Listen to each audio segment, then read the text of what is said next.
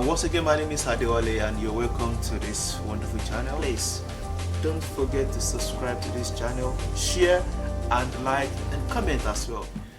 Hello guys, there's a topic I want to discuss with you today, and which I believe is very important for you to really know what you are, the stages you are, and the step you are into in order for you to take your plan forward to the next level. But before I go further, if you have not subscribed to my YouTube channel, please don't forget to subscribe. Click the subscribe button from down below. Click on the bell button that helps you to get a notification when I upload a new video. And please don't forget to share with your friend and family for them to have this information to them as well. There's love in sharing.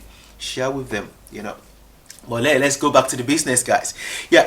Well, what I want to talk about today is about the criteria you need to meet up with in order to be able to apply for this job, healthcare assistant. There are certain. It's just like you want to get admitted into university back in Nigeria or probably any part of the world.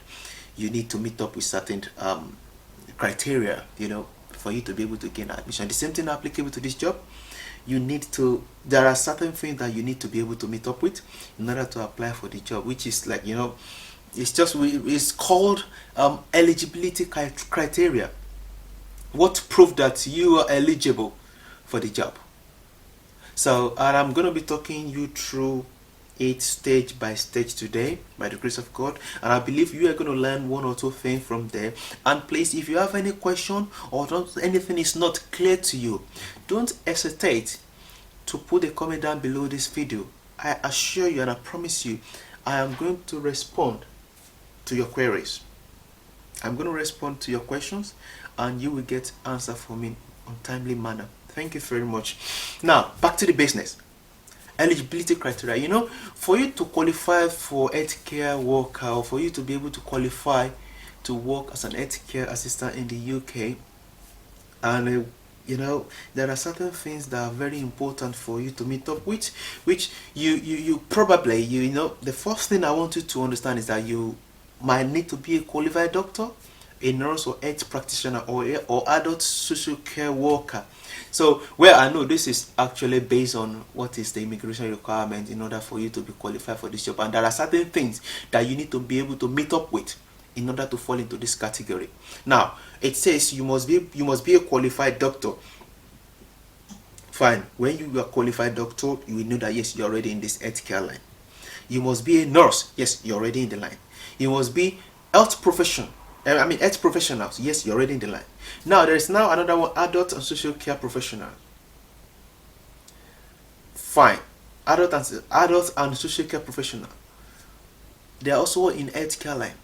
But if you are not in healthcare line, what will you do to fit yourself in order to meet up with that first requirement? It's very simple.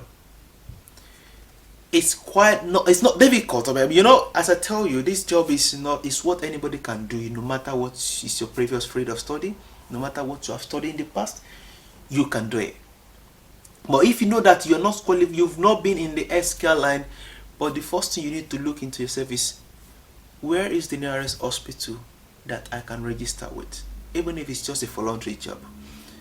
All you need is just probably 3 months experience, 2 months experience, or a month experience, just to be able to put that on your CV that you've been working in a hospital environment, to have a basic medical requirement in order to be able to qualify for this job. That is the main thing. And you need to be able to prove your English proficiency. Yes, you agree with me that especially in Nigeria, we speak English, but it's sometimes you might not really be able to use your O level to prove your English proficiency. So depending on your employer, but it's not difficult. All you need to do is to do an exam. Now, fine. There is a way where you can prove your English proficiency. And I can assure you the English test is not difficult. It's not that so difficult, if you believe me. Just put in for IELTS exam. It's called IELTS exam was terrible, but I call it IELTS exam. That makes it easy to pronounce and have a full understanding of it. Once you do that exams and you pass it, you are good to go. It is not difficult. The exam is not difficult. You just do the exam. You use that to be able to prove your proficiency. Then probably another one, if you can't prove it through IELTS, there are a couple of other exams that you can prove your proficiency with. And if you can't do that, if you have a degree, you need to you need to prove that your degree is being taught in English language. How do you prove that? Now the next thing you have to do is there is a body, they call them NARIC. Now NARIC is the kind of they are like a body that allow you to confirm that your degree that was taught abroad was taught in English and is equivalent to UK bachelor's degree or master's degree or whichever level it is your qualification fit into. NARIC you will submit your certificates to NARIC. NARIC will now assess your certificate. They will look into every of the thing you've provided to them, and they will now compare that to UK qualification education curriculum. They will now issue you another certificate that will tell your employer what the level of your certificate qualifies to according to UK education curriculum. And once you have that, everything is put in place. The next thing you have to do is to get an employer where you will be able to apply for this job. And remember, before you do that, you need to have your CV in place. And if you need help regarding your CV or anything, I'm happy to help you in getting your CV. If you have a CV, you can let me know, then I'll be of help in any way you need my assistance in order to put your CV in place up to the UK standard. Once you have a CV that is up to standard, then everything is set. Then you're ready to get on the track to apply for the job.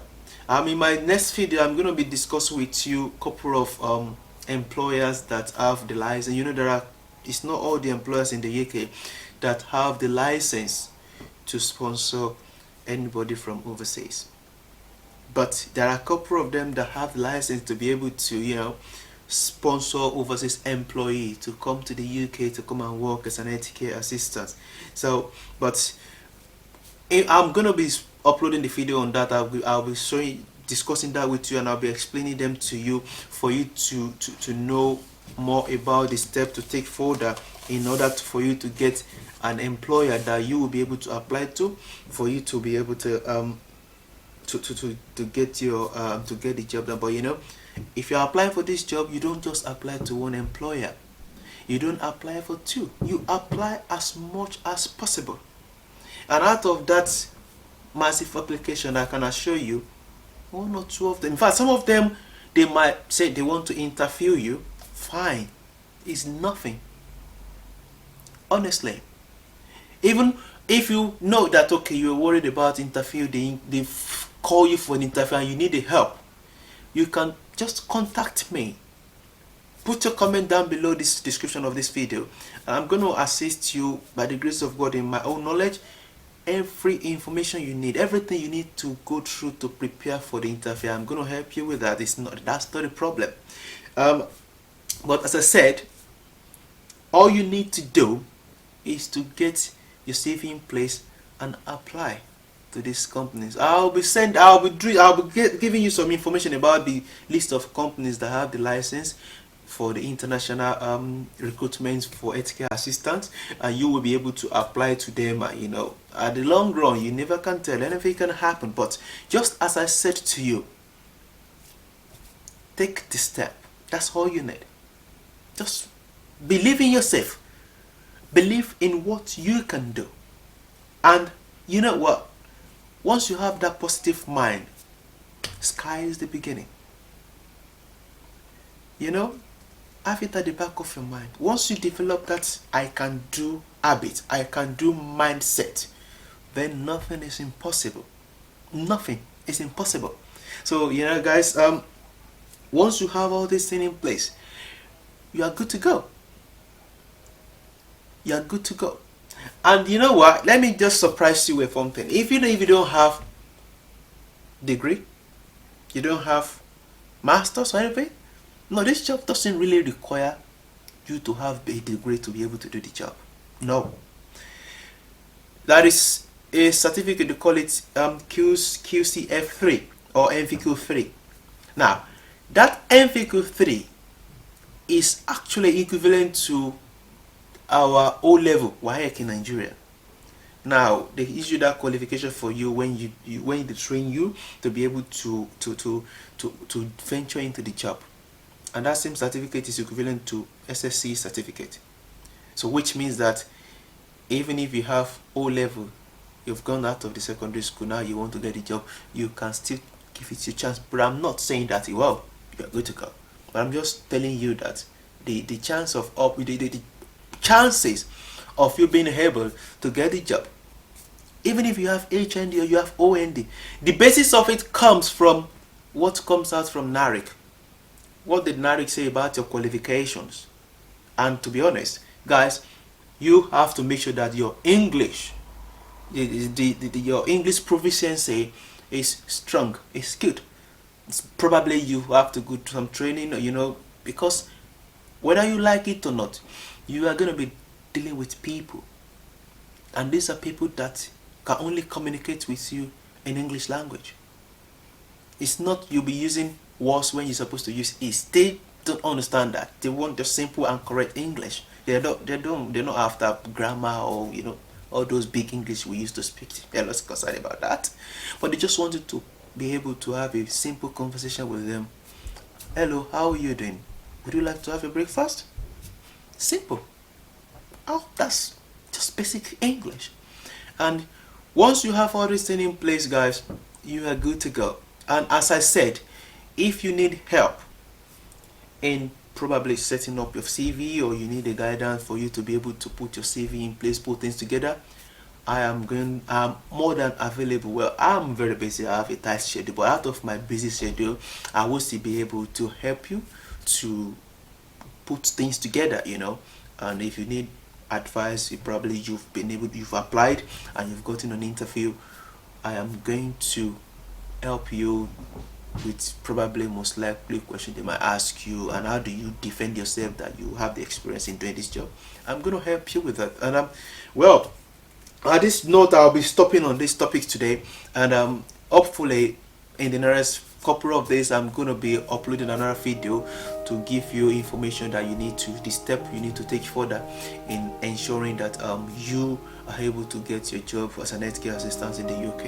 And until then, friend, please, if you've not subscribed to my YouTube channel, please don't forget to subscribe to this channel. As I said to you earlier, I speak to you from experience. I speak to you from somebody that has done this job in the past. I speak to you from the experience of somebody that knows the nook and corner of this job, how it works. I'm not an employer or a trainer, please get me right, but I'm just using my own knowledge, my ideas to help you in actualizing your dream. And please, friend, if you want to get a genuine information, genuine guidance, and even if you need one-on-one support, subscribe to this channel, and I promise you I will do my best with the help of God to assist you. And until then, friend, I will see you another time when I'll be uploading another when I'll be uploading another video. And stay blessed, and please stay positive, believe in yourself, and have I can do it mindset. The Lord bless you, and I'll see you another time. Bye bye.